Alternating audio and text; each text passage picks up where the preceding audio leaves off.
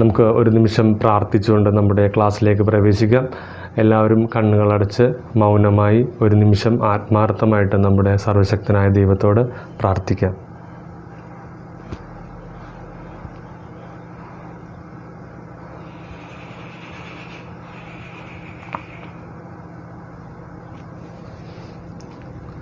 എല്ലാവർക്കും സന്തോഷമല്ലേ? എല്ലാവരും സുഖമായിട്ടിരിക്കുന്നു എന്ന് വിശ്വസിക്കുന്നു. അങ്ങനെ നമ്മൾ നമ്മുടെ 7ാമത്തെ ചാപ്റ്ററിൻ്റെ 3ാമത്തെ ഭാഗത്തിലേക്ക് പ്രവേശിക്കുകയാണ്. കഴിഞ്ഞ 2 ഭാഗങ്ങളും നമ്മൾ കണ്ടതുപോലെ ഈ ഭാഗത്തിൽ നമ്മൾ 3 കാര്യങ്ങളാണ് പഠിക്കാൻ പോകുന്നത്. 1 വിശുദ്ധ ഫ്രാൻസിസ് സേവ്യറും ഈശോ സഭയും, 2 കൊച്ചി രൂപതയുടെ സംസ്ഥാപനം, 3 കേരള ലത്തീൻ സഭയുടെ ചരിത്രത്തിലെ സുപ്രധാനമായ 1-2 സംഭവങ്ങളും. അപ്പോൾ 1ാമത്തെ ഭാഗത്തിൽ നമ്മൾ പഠിക്കുന്നത് വിശുദ്ധ ഫ്രാൻസിസ് സേവ്യറിനെ കുറിച്ചും ഈശോ സഭയെക്കുറിച്ചുമാണ്. നമുക്കറിയാം, നമ്മൾ കേരള സഭയുടെ ചരിത്രം അല്ലെങ്കിൽ ഭാരത സഭയുടെ ചരിത്രത്തെക്കുറിച്ചൊക്കെ പറയുമ്പോഴത്തേക്കും നമ്മുടെ മനസ്സിലേക്ക് ആദ്യം ഓടിയെത്തുന്ന 2 വ്യക്തികളാണ്. 1 വിശുദ്ധ തോമസ് ലീഹയും 2 ഫ്രാൻസിസ് സേവ്യറും അല്ലേ. ഈശോയുടെ ശിഷ്യനായിരുന്ന വിശുദ്ധ ബർത്തലോമിയോ ഭാരതത്തിൽ വന്ന് സുവിശേഷ പ്രഘോഷണമൊക്കെ നടത്തിയെന്നൊക്കെ നമ്മൾ കണ്ടു. എന്നിരുന്നാൽ പോലും നമ്മൾ വിശുദ്ധ ഫ്രാൻസിസ് സേവ്യറിനെയാണ് ഭാരത സഭയുടെ 2ാമത്തെ അപ്പോസ്തലൻ എന്ന് വിളിക്കുന്നത്. അതിന് കാരണം അദ്ദേഹം നമ്മുടെ ഭാരത സഭയ്ക്കും അതുപോലെ തന്നെ കേരള സഭയ്ക്കും നൽകിയ മഹത്തായ സംഭാവനകൾ കൊണ്ടാണ്. അപ്പോൾ നമ്മൾ ആദ്യത്തെ ഭാഗത്തിൽ പഠിക്കുന്നത് വിശുദ്ധ ഫ്രാൻസിസ് സേവ്യറിനെ കുറിച്ചും അതുപോലെ തന്നെ അദ്ദേഹം ആരംഭിച്ച ഈശോ സഭയെക്കുറിച്ചുമാണ്. കൊച്ചിയിൽ നിരവധി തവണ താമസിക്കുകയും മിഷൻ പ്രവർത്തനങ്ങൾക്ക് മേൽനോട്ടം വഹിക്കുകയും ചെയ്ത വിശുദ്ധ ഫ്രാൻസിസ് സേവ്യർ നിരവധി മിഷണറിമാരെ കൊല്ലത്തേക്ക് അതിൻ്റെ പ്രാന്തപ്രദേശങ്ങളിലേക്കൊക്കെ അയക്കുകയും അവിടെ ഊർജ്ജസ്വലമായിട്ടുള്ള മിഷൻ പ്രവർത്തനങ്ങളൊക്കെ കാഴ്ചവെക്കുകയും ചെയ്തു. തൽഫലമായിട്ട് കൊല്ലത്ത് ഒരു കൂട്ട മാനസാന്തരം തന്നെ നടന്നു. മാത്രമല്ല, അദ്ദേഹത്തിലൂടെ ആരംഭം കുറിച്ച ഈശോ സഭ കേരളത്തിലെ പല ഉൾനാടൻ പ്രദേശങ്ങളിലും തങ്ങളുടെ പ്രവർത്തനങ്ങൾ വ്യാപിപ്പിക്കുകയുണ്ടായി. കോഴിക്കോട് ഒരു മിഷൻ സ്ഥാപിച്ചതും അതേപോലെ തന്നെ വടക്കേ മലബാറിലെ ക്രൈസ്തവർക്ക് വേണ്ട കാര്യങ്ങൾ ചെയ്തു കൊടുത്തതെല്ലാം ഈ ഈശോ സഭ മിഷണറിമാരാണ്. ഏതാണ്ട് 1542 ഈശോ സഭയുടെ പ്രവർത്തനം കേരളത്തിൽ വളരെ ശക്തമായിട്ട് ആരംഭം കുറിക്കുകയുണ്ടായി. 16ാം നൂറ്റാണ്ടിൻ്റെ പകുതിയോടെ വ്യക്തമായി പറഞ്ഞാൽ 16ാം നൂറ്റാണ്ടിൻ്റെ 2ാം പകുതിയോടെ ഈശോ സഭ വൈദികർ കേരളത്തിലൊരു ജെസ്യൂട്ട് മിഷൻ കോളേജും സ്ഥാപിക്കുകയുണ്ടായി. അപ്പോൾ നമ്മുടെ കേരള സഭ ചരിത്രത്തെക്കുറിച്ച് പഠിക്കുമ്പോൾ നമുക്ക് ഒഴിച്ചുകൂടാനാവാത്ത ഒരു കാര്യമാണ് വിശുദ്ധ ഫ്രാൻസിസ് സേവ്യറിൻ്റെ പ്രവർത്തനവും അതുപോലെ തന്നെ അദ്ദേഹത്തിലൂടെ ആരംഭം കുറിച്ച നമ്മുടെ ഈശോ സഭയുടെ പ്രവർത്തനങ്ങളും. ഇനി നമ്മൾ പഠിക്കാൻ പോകുന്നത് കൊച്ചി രൂപതയുടെ സംസ്ഥാപനമാണ്. കൊച്ചി രൂപതയുടെ സംസ്ഥാപനം നമ്മുടെ കേരള ലത്തീൻ സഭയുടെ ചരിത്രത്തിൽ വളരെ സ്വാധീനം ചെലുത്തിയ ഒരു സംഭവമാണ്. 1557 കൊച്ചി രൂപത സ്ഥാപിക്കപ്പെട്ടത്. ഈ രൂപതയുടെ സ്ഥാപനത്തിലെ ഏറ്റവും പ്രധാനപ്പെട്ടൊരു കാര്യം എന്ന് പറഞ്ഞാൽ പാദ്രവാദോ രൂപത ആയിരുന്നു. കേരളത്തിലെ ആദ്യത്തെ പാദ്രവാദോ രൂപതയായിരുന്നു കൊച്ചി രൂപത. പാദ്രവാദോ രൂപത എന്താണെന്ന് നമ്മൾ കഴിഞ്ഞ ക്ലാസ്സിൽ നമ്മൾ പഠിച്ചതാണ്. നിങ്ങൾക്ക് പലർക്കും അത് ഓർമ്മയുണ്ടാവും. പാദ്രവാദോ എന്ന് പറഞ്ഞാൽ നമ്മുടെ മാർപ്പാപ്പ പോർച്ചുഗീസ് രാജാവിന് നൽകിയ ഒരു അധികാരമാണ്. അവർ സ്വാധീനം ചെലുത്തുന്ന അല്ലെങ്കിൽ അവരുടെ സാമ്രാജ്യം സ്ഥാപിക്കുന്ന സ്ഥലങ്ങളിലെല്ലാം പാപ്പയുടെ കീഴിൽ വരുന്ന രൂപതകൾ സ്ഥാപിക്കാമെന്ന് പാപ്പ പോർച്ചുഗീസ് രാജാവിന് നൽകിയ അധികാരമാണ് പാദ്രവാദോ എന്ന് പറയുന്നത്. അപ്പോൾ ഈ പാദ്രവാദോ രൂപതയുടെ സ്ഥാപനം അതാണ് അന്നത്തെ കൊച്ചി രൂപത എന്ന് പറഞ്ഞാൽ. ഈ പാദ്രവാദോ രൂപതയായിട്ടാണ് കൊച്ചി രൂപത സ്ഥാപിക്കപ്പെട്ടത്, കേരളത്തിലെ ആദ്യത്തെ പാദ്രവാദോ രൂപത. ഈ രൂപത സ്ഥാപിക്കപ്പെട്ടതോടുകൂടി കേരളത്തിലെ ക്രൈസ്തവർക്ക് റോമിൻ്റെ കൂടുതൽ അംഗീകാരവും പിന്തുണയൊക്കെ ലഭിക്കാൻ തുടങ്ങി. അത് നമ്മുടെ കേരള ലത്തീൻ സഭയുടെ ചരിത്രത്തിലെ ഒരു എടുത്തു പറയേണ്ട ഒരു നാഴികക്കല്ലാണെന്ന് തന്നെ നമുക്ക് പറയാം. നമ്മുടെ കൊച്ചി രൂപതയുടെ ആദ്യത്തെ മെത്രാനായിരുന്നു ഡോം ജോർജ് തെമൂഡോ. പേര് നിങ്ങളൊന്നുകൂടി ശ്രദ്ധിച്ചു കേൾക്കുക. ഡോം ജോർജ് തെമൂഡോ നമ്മുടെ കൊച്ചി രൂപതയുടെ ആദ്യത്തെ മെത്രാനായിരുന്നു. നമ്മൾ കൊച്ചിക്കാരാകുമ്പോഴത്തേക്കും നമ്മുടെ ആദ്യത്തെ മെത്രാൻ്റെ പേരൊക്കെ ഒന്ന് അറിഞ്ഞിരിക്കുന്നത് വളരെ നല്ലതായിരിക്കും. അപ്പോൾ നിങ്ങൾ നമ്മുടെ കൊച്ചി രൂപതയുടെ ആദ്യത്തെ മെത്രാൻ്റെ പേര് ഒന്നും കൂടി ഒന്ന് മനസ്സിലുറപ്പിച്ച് നിങ്ങൾ കേൾക്കുക. Dom Jorge Temudo. ഇനി നമ്മൾ പഠിക്കാൻ പോകുന്ന മൂന്നാമത്തെ കാര്യമാണ് നമ്മുടെ ലത്തീൻ സഭയുടെ ചരിത്രത്തിലെ സുപ്രധാനപ്പെട്ട 1-2 സംഭവങ്ങൾ. അത് നമുക്ക് എന്തൊക്കെയാണെന്ന് നമുക്ക് നോക്കാം.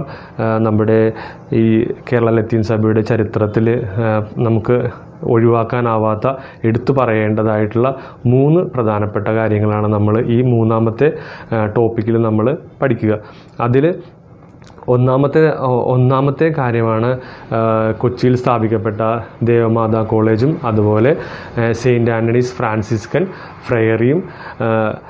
രണ്ടാമത്തെ കാര്യമാണ് ഉദയൻപേരൂർ സൂനകദോസ്.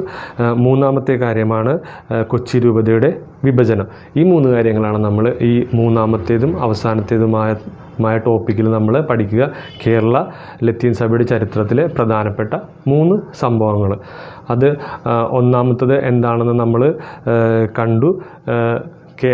ദേവമാതാ കോളേജും അതുപോലെ തന്നെ സെയിൻറ്റ് ആൻ്റണീസ് ഫ്രാൻസിസ്കൻ ഫ്രയറിയും. നമ്മൾ കഴിഞ്ഞ ക്ലാസ്സുകളിലൊക്കെ നമ്മൾ പഠിച്ചതാണ്. കേരളത്തിലെ കേരളത്തിൽ എത്തിച്ചേർന്ന മിഷണറിമാരും യൂറോപ്യന്മാരൊക്കെ കേരളത്തിൽ നിരവധി പള്ളികളും വിദ്യാഭ്യാസ സ്ഥാപനങ്ങളൊക്കെ സ്ഥാപിച്ചു എന്നുള്ളത് അല്ലേ. അതിൽ ചരിത്രത്തിൽ എടുത്തു പറയുന്ന അല്ലെങ്കിൽ ചരിത്രത്തിൽ രേഖപ്പെടുത്തിയിരിക്കുന്ന പ്രധാനപ്പെട്ട 2 കാര്യങ്ങളാണ്. ഒന്ന് ദേവമാതാ കോളേജും 2 സെയിൻറ്റ് ആൻ്റണീസ് ഫ്രാൻസിസ്കൻ ഫ്രയറിയും. ഇവ പിൽക്കാലത്ത് ഡച്ചുകാർ വന്ന് നശിപ്പിച്ചു കളഞ്ഞു എന്നാണ് ചരിത്രം പറയുക.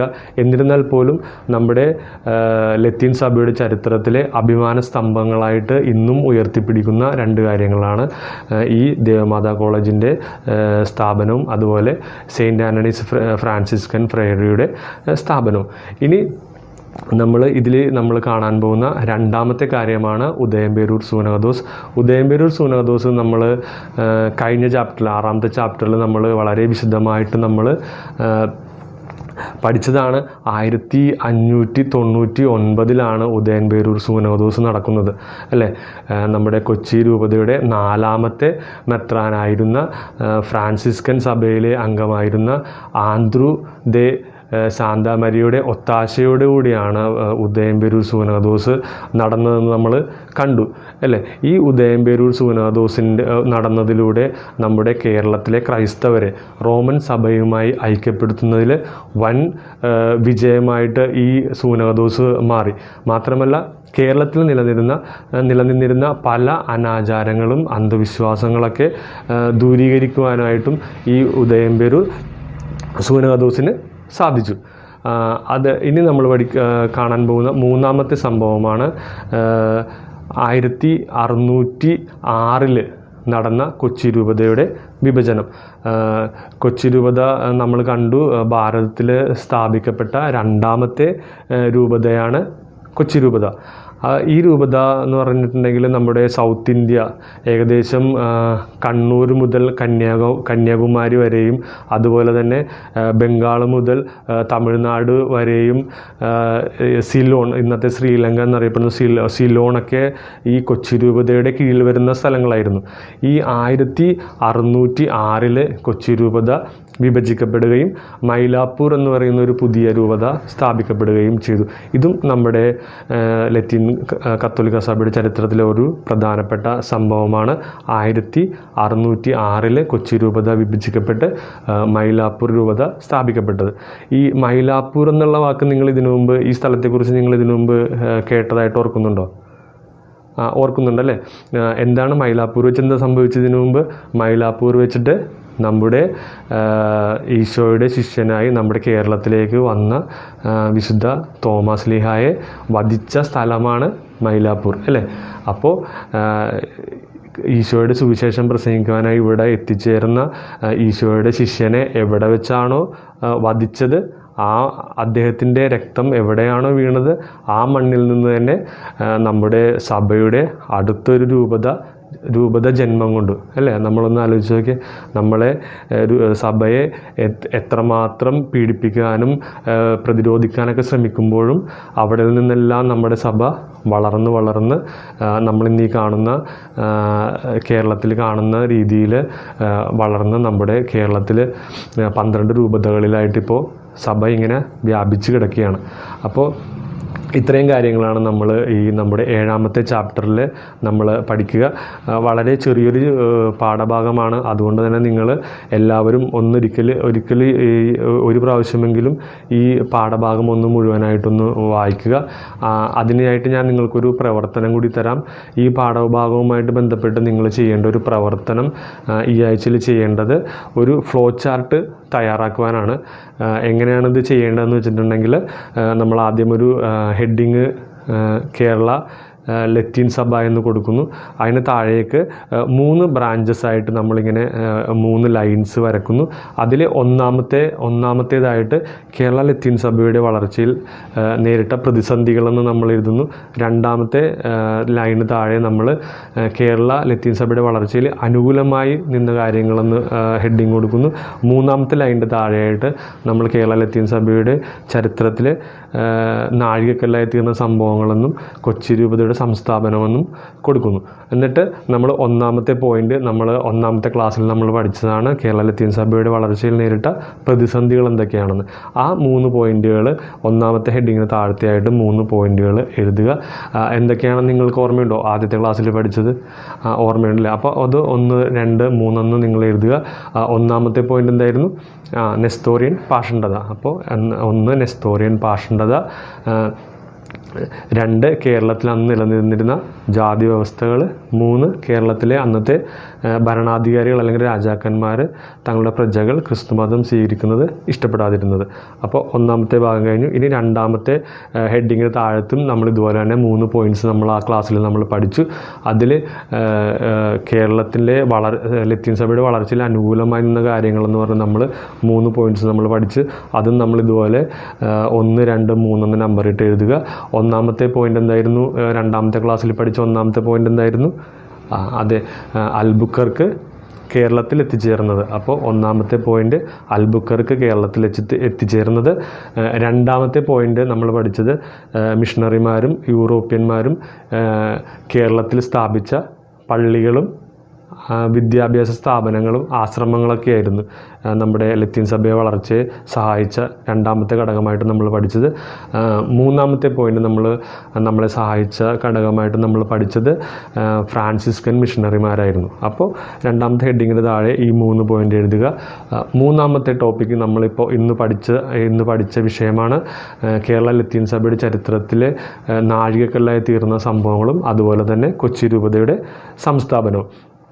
അതും ഇതുപോലെ നിങ്ങൾ ഇന്ന് പഠിച്ച 3 പോയിന്റുകൾ നിങ്ങൾ 1, 2, 3 എഴുതുക. 1ാമത്തെ പോയിന്റിൽ നമ്മളെന്താ പഠിച്ചത്? അതെ, വിശുദ്ധ ഫ്രാൻസിസ് സേവ്യറും അതുപോലെ തന്നെ ഈശോ സഭയും എന്ന് എഴുതുക.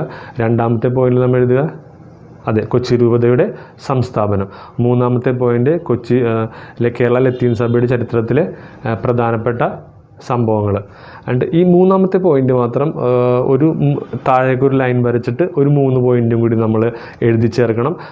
അതിൽ ഒന്നാമത്തെ പോയിന്റ് എന്തായിരുന്നു? അതിലൊന്നാമത്തെ പോയിന്റ് ആയിരുന്നു ദേവമാതാ കോളേജിൻ്റെയും സെയിൻറ്റ് ആൻ്റണീസ് ഫ്രാൻസിസ്കൻ ഫ്രയറിയുടെയും സ്ഥാപനം. രണ്ടാമത്തേത് എന്തായിരുന്നു? ഉദയംപേരൂർ സൂനകദോസ്. അപ്പോൾ 2ാമത്തെ പോയിൻ്റായിട്ട് ഉദയംപേരൂർ സൂനകദോസ് എഴുതുക. 3ാമത്തെ പോയിൻ്റ് കൊച്ചി രൂപതയുടെ വിഭജനം. അപ്പോൾ അതും 3 പോയിൻറ്റ്സായിട്ട് താഴേക്ക് എഴുതുക. ഈ ഒരു രീതിയിലാണ് നമ്മൾ ഈ ഫ്ലോ ചാർട്ട് തയ്യാറാക്കുക. ഇത് കൂടുതൽ മനോഹരമാക്കാനായിട്ട് നിങ്ങൾക്ക് ഇഷ്ടമുള്ള രീതിയിൽ നിങ്ങൾക്ക് ഭംഗിയായിട്ട് ഒരു പേപ്പറിലോ അല്ലെങ്കിൽ ഒരു ചാർട്ട് പേപ്പറിലോ എഴുതി തയ്യാറാക്കാവുന്നതാണ്. ഇത് തയ്യാറാക്കിയതിന് ശേഷം നിങ്ങൾ നിങ്ങളുടെ ടീച്ചേഴ്സിന് അയച്ചു കൊടുക്കുക. അപ്പോൾ നമ്മൾ 7ാമത്തെ ചാപ്റ്റർ നമ്മൾ അവസാനിപ്പിക്കുകയാണ്. ഈ 3 ഭാഗങ്ങൾ നിങ്ങൾക്ക് വ്യക്തമായി മനസ്സിലായി എന്ന് വിശ്വസിക്കുന്നു. അപ്പോൾ നിങ്ങൾ ഒരു തവണ ഈ പാഠഭാഗം ഒന്ന് മുഴുവനായിട്ട് വായിക്കുവാനും പരിശ്രമിക്കുക. നമുക്ക് പ്രാർത്ഥിച്ചുകൊണ്ട് ക്ലാസ് അവസാനിപ്പിക്കാം.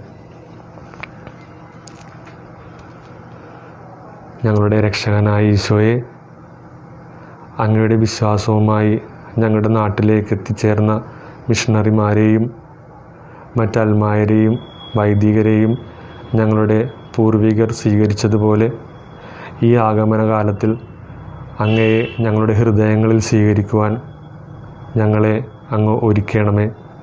അങ്ങയുടെ വിശ്വാസത്തിൽ കൂടുതൽ ആഴപ്പെട്ടുകൊണ്ട് അങ്ങയെ ഞങ്ങളുടെ ഓരോരുത്തരുടെയും ഹൃദയത്തിൽ സ്വീകരിക്കുവാൻ ഈ ക്രിസ്മസ് കാലത്ത് ഞങ്ങളുടെ ഹൃദയത്തിൽ അങ്ങ് വന്ന് ജനിക്കുവാനായിട്ട് ഞങ്ങളുടെ ഓരോരുത്തരുടെയും മനസ്സിൽ അങ്ങ് പിറക്കുവാനായിട്ട് പ്രാർത്ഥിച്ചുകൊണ്ട് ആമേൻ.